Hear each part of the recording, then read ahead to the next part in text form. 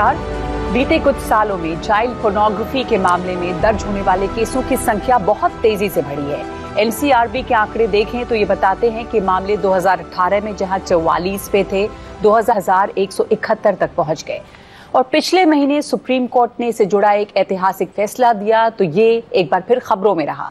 इस फैसले के मुताबिक बच्चों से जुड़े पोर्नोग्राफिक वीडियो देखना, उसे डाउनलोड करना, उसे अपने पास रखना, सभी पॉक्सो एक्ट के तहत जुर्म बनाया गया। सिर्फ ऐसे वीडियो बनाना ही नहीं बल्कि उन्हें देखना, उन्हें डाउनलोड करना, इसी से शुरुआत होती है बच्चों के प्रताड़ना की।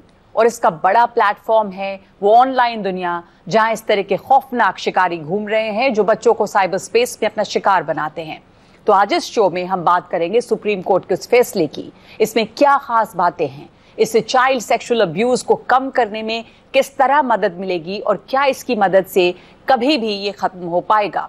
और इस चर्चा के लिए हमारे साथ हैं जाने माने चाइल्ड राइट्स एक्टिविस्ट, वकील और लेखक भुवन रिभू।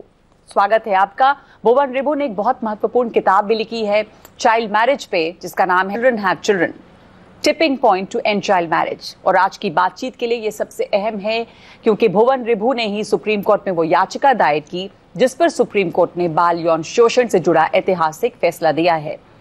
तो भुवन जी, सबसे पहले ये फैसला कितना महत्वपूर्ण है, क्योंकि जो एक्सप्लॉयटेशन है वो ऑनलाइन बहुत होता है और उसी से रास्ता खुलता है पूरे साइबर स्पेस में एक्सप्लॉयटेशन का। तो क्या इस फैसले के बाद हम एक मजबूत ढांचा खड़ा कर पाएंगे जिससे हम सुरक्षित करें इस साइबर स्पेस को?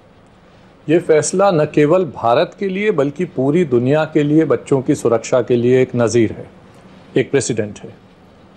भारत के सुप्रीम कोर्ट के द्वारा ये कहना कि जब भी किसी बच्चे का कोई ऑडियो, कोई वीडियो, कोई फिल्म, कोई फोटोग्राफ किसी भी तरह के सेक्सुअल एक्ट की तरह देखी जाएगी, ढूंढी जाएगी, उसको डाउनलोड किया जाएगा, उसे तो ये एक नई चीज है, child sexual exploitative and abusive material.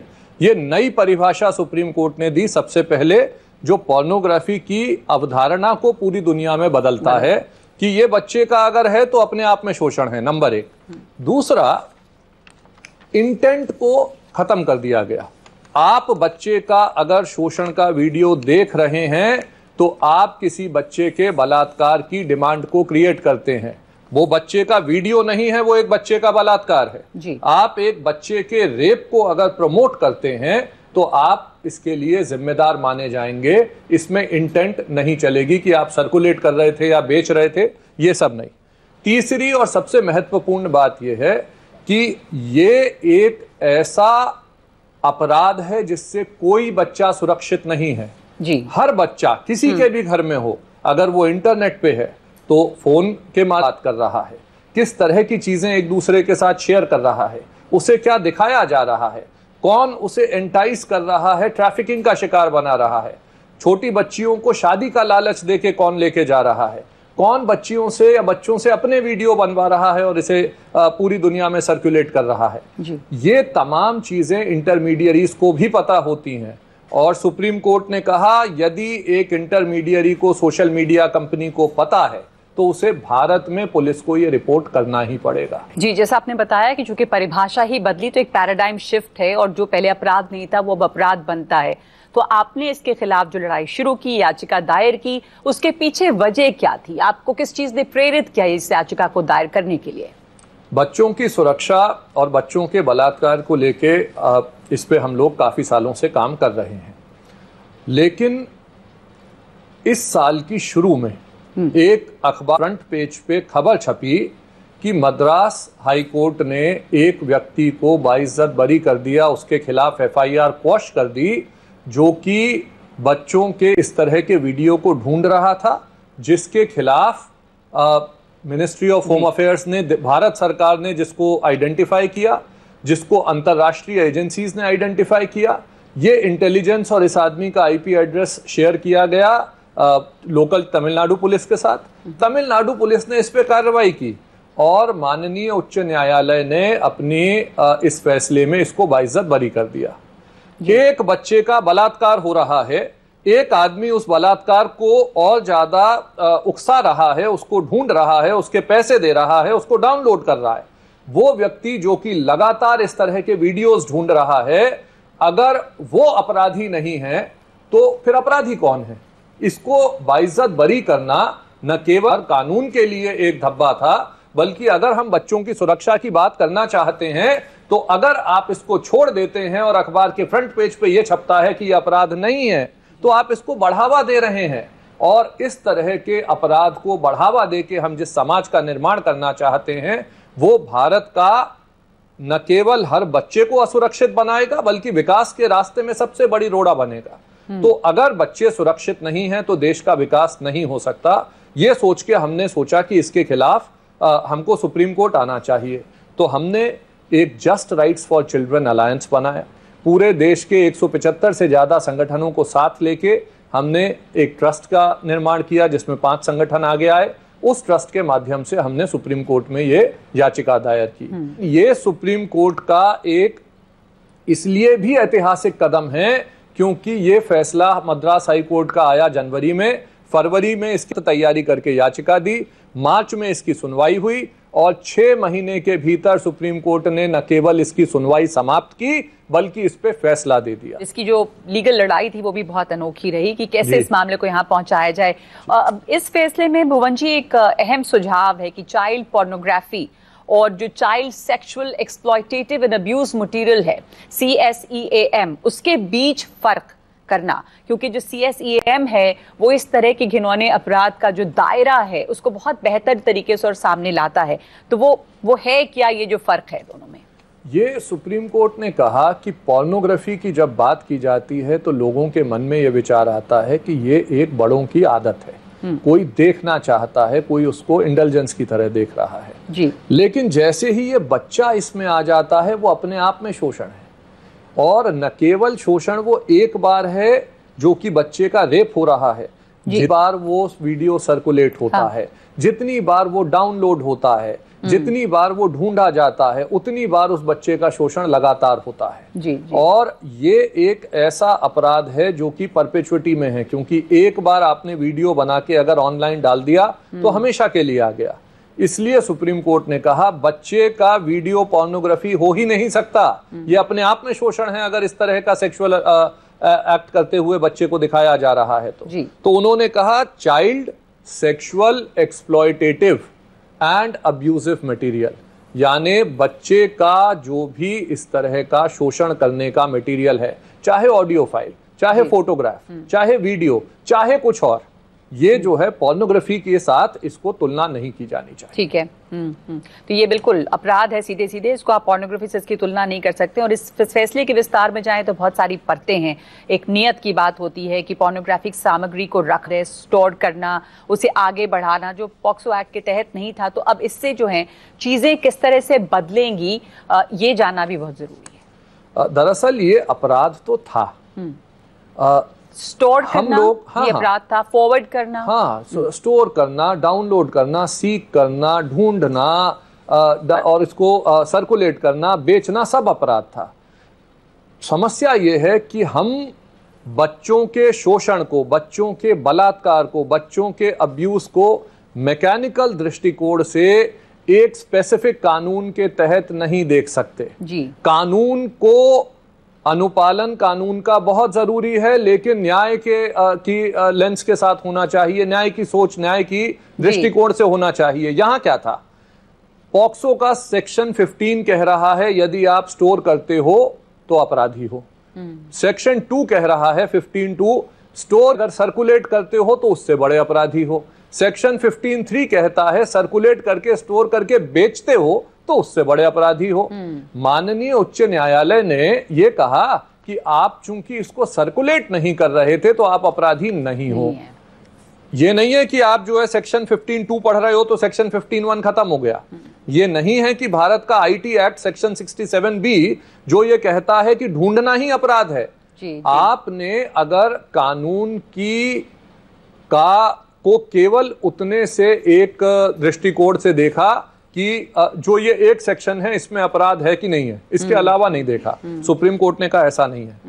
तो कानून अगर 4 हैं तो चारों को पढ़ो, और यदि एक जगह नहीं है कानून, तो उस कानून की उस तरह से परिभाषा दो। तो इससे एक बड़ी बात ये हुई कि ये क्लियर हो गई सबको बात कि कुछ भी करना इससे जुड़ा, डाउनलोड है, फॉरवर्ड है, देखना है, सब अपराध हैं, ये समझ में। एक बात आपसे पूछना चाहूंगी, आपने इंटरमीडियरीज की बात की, तो जो कंपनीज हैं, इंटरमीडियरीज हैं, उनके लिए इसे लागू करना कितना मुश्किल हो सकता है और क्या असर पड़ेगा उन पे?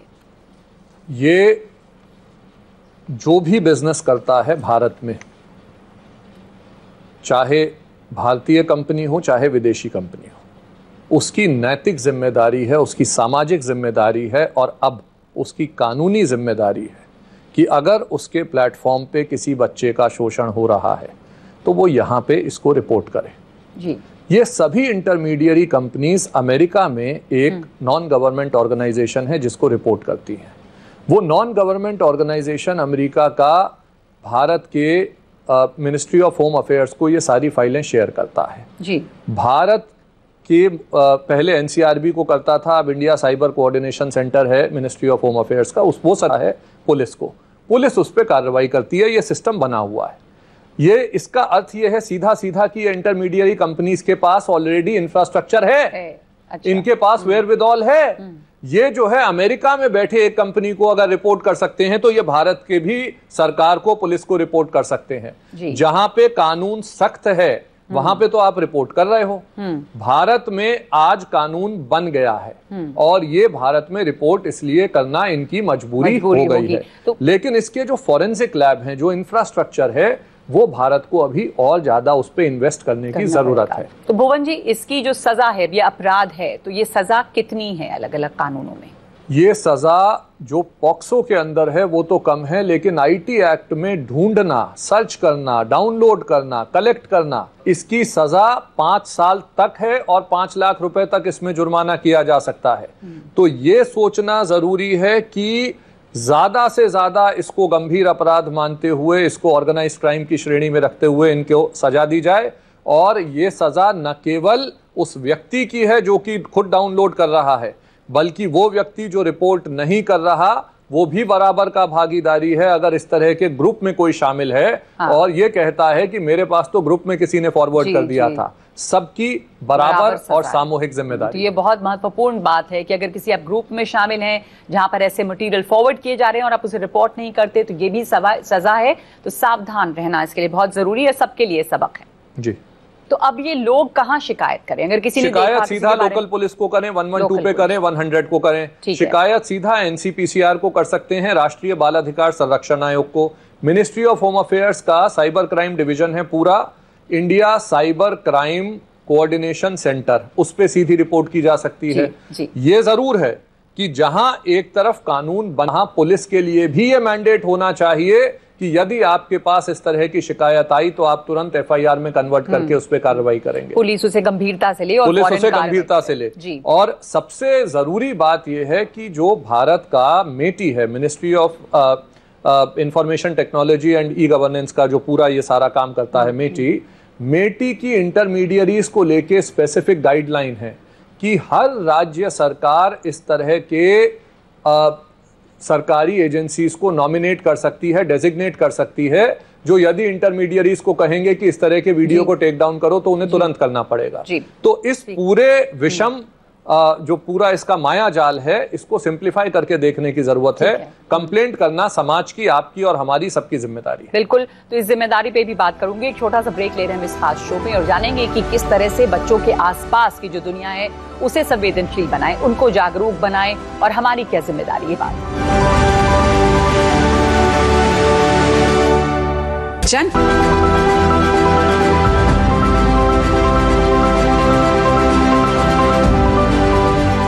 तो इस खास शो में बात कर रहे हैं हम यौन शोषण की, बच्चों के यौन शोषण की, उनके एक्सप्लॉयटेशन की, क्योंकि अब जो डिजिटल दुनिया है इसमें 4 से 6 साल के छोटे छोटे बच्चे भी इस दुनिया का हिस्सा हैं, इस डिजिटल स्पेस के हिस्सा हैं। और ये बहुत ज़रूरी है कि उन्हें और उनके अभिभावकों को, उनके माता पिता को इस बात के लिए और संवेदनशील बनाया जाए कि किस तरह से वो आसपास का जो उनका घेरा है उसे सुरक्षित बनाएं। एक तो ये है, और उस घेरे में बच्चों के आसपास आंगनवाड़ी कार्यकर्ता भी हैं, शिक्षक भी हैं। तो इन लोगों को और जागरूक और संवेदनशील बनाने के लिए क्या करें? सबसे पहले तो बच्चों को खुद कंपल्सरी सेक्स एजुकेशन होनी चाहिए।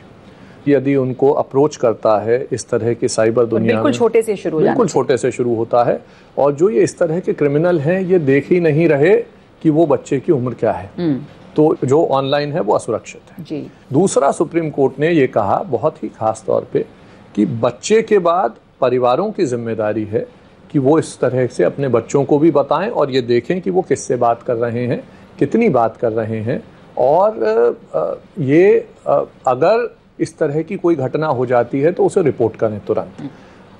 तीसरी जिम्मेदारी न केवल उस समाज की है जिसमें वो रह रहे हैं बल्कि हम सब की है।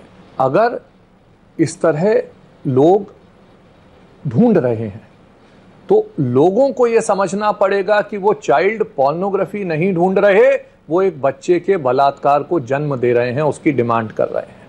तो ये हम सबकी जिम्मेदारी है। और सबसे ज़्यादा ज़रूरी इस सब के बाद ये है, जहां 50 लाख ये अंतर्राष्ट्रीय एजेंसियों ने भारत को भेजी हैं इस तरह की कंप्लेंट, वहाँ पे यदि हम 40 या 1000 केसों की बात करते हैं तो वो एक न के बराबर संख्या है।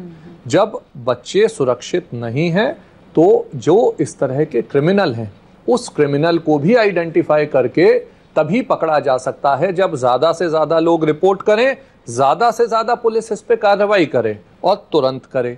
तो सही और गलत का फैसला तो समाज में कानून से ही होगा। आज ये तय हो गया तो सबकी जिम्मेदारी नैतिक भी है और कानूनी भी। ये खास बात जी। तो जो आपने समाज की जिम्मेदारी की बात की है, तो इसमें सुझाव है इस फैसले में भी कि ये सामाजिक जिम्मेदारी भी ये सब लोगों की है। इसके क्या मतलब हैं? हम सब इस अपराध को रोकने के लिए मिलकर क्या कदम उठा सकते हैं? कैसे इसको हम खत्म करने के लिए कैसे सजग बने, क्या इनिशिएटिव्स ले सकते हैं? बच्चे बताएं कि ये जो है अपनी तरफ से इस तरह का कंटेंट क्रिएट मत करो। कई बार नासमझी में, उम्र में बच्चों को पता नहीं होता कि जो दूसरी तरफ बैठा है वो कौन है, उसकी उम्र क्या है, वो लड़का है, लड़की है, कोई और है, ये तो आइडेंटिफाइड नहीं है। दूसरा, अगर कई बार कभी किसी प्रेम संबंध में कोई बच्चा या कोई लड़की भी अपने इस तरह के फोटो या वीडियो शेयर कर लेती है तो वो फोटो या वीडियो उस वक्त के लिए शेयर किए गए हैं एक आदमी के साथ या एक दूसरे बच्चे के साथ एक नासमझी में जी। लेकिन वो ये नहीं जान रही या समझ रही, या वो बच्चा ये नहीं जान रहा समझ रहा कि ये कालांतर तक अब ऑनलाइन दुनिया का हिस्सा है, अब ये वापस नहीं खींचा जा सकता। परसों उनके बीच में कोई मनमुटाव हो गया और उन्होंने सर्कुलेट कर दिया, उन्होंने बेच दिया। ये बच्चों को समझाना जरूरी है, बच्चों को समझाना जरूरी है। एक दूसरा, इस तरह के बच्चों के बिक रहे हैं 50-50 रुपए में। ये टेलीग्राम पे, व्हाट्सएप पे इस तरह के ग्रुप बने हुए हैं।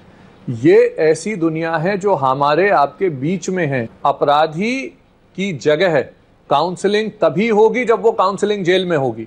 अपराधी की पहली जगह जेल है, वहां पे करिए जो करना है। तो अपराध को अपराध की तरह ट्रीट करना हम सबकी जिम्मेदारी है। हम बच्चे को ये नहीं कह सकते तू गलत है। बच्चा यदि आके किसी माँ बाप के पास ये कहता है, अपने स्कूल में कहता है, अपने कलीग्स को कहता है, अपने दोस्तों को कहता है, टीचरों को कहता है, तो ये कि मेरे साथ इस तरह हो रहा है, तो बच्चा कभी गलत नहीं है। गलती हमेशा दूसरी तरफ के आदमी की है। एक दूसरा, जो सिस्टम इसको टेक डाउन करने का है उसे ताकतवर बनाना जरूरी है। फॉरेंसिक लैब्स में इन्वेस्ट करना जरूरी है। ये एक नए किस्म के अपराध हैं, इसमें फाइनेंशियल इंस्टीट्यूशंस का रोल जरूरी है।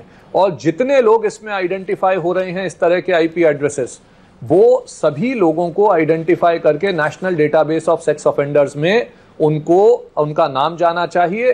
कहीं किसी स्कूल में, किसी अस्पताल में, किसी चाइल्ड केयर इंस्टीट्यूशन में उन्हें नौकरी नहीं मिलनी चाहिए। इस तरह की जगहों पे ये सुनिश्चित करना जरूरी है कि कोई इस तरह का पीडोफाइल, इस तरह का प्रेडेटर कभी काम ना कर पाए, बच्चों की एक्सेस ना हो। और अंततः पूरी दुनिया में एक इस बॉर्डरलेस क्राइम को खत्म करने के लिए बॉर्डरलेस रिस्पांस की जरूरत है। फाइनेंशियल इंस्टीट्यूशंस, बैंक्स और सरकारें इंटेलिजेंस शेयर करें और अपराधी कहीं पे भी हो एक दूसरे के साथ उसको आइडेंटिफाई करके अपराधी को पकड़ें, क्योंकि यहाँ पे बच्चे का बलात्कार किसी और देश में होगा और उसको बढ़ावा देने वाला आदमी किसी और देश में होगा। तो ये बहुत साफ है कि ये अपराध है और ये घोर अपराध है, इसकी सजा होगी। और यही अपने आप में शुरुआत है कि अगर अपराध ये सजा इसकी मिलने लगी और अगर हम ठीक तरह से इसे कर पाए तो एक डर पैदा होगा और इन चीजों पर रोक लगेगी। बहुत धन्यवाद आपका भुवन रिपु जी, इन बातों को साफ करने के लिए और हम सब लोग एक समाज के तौर पे कैसे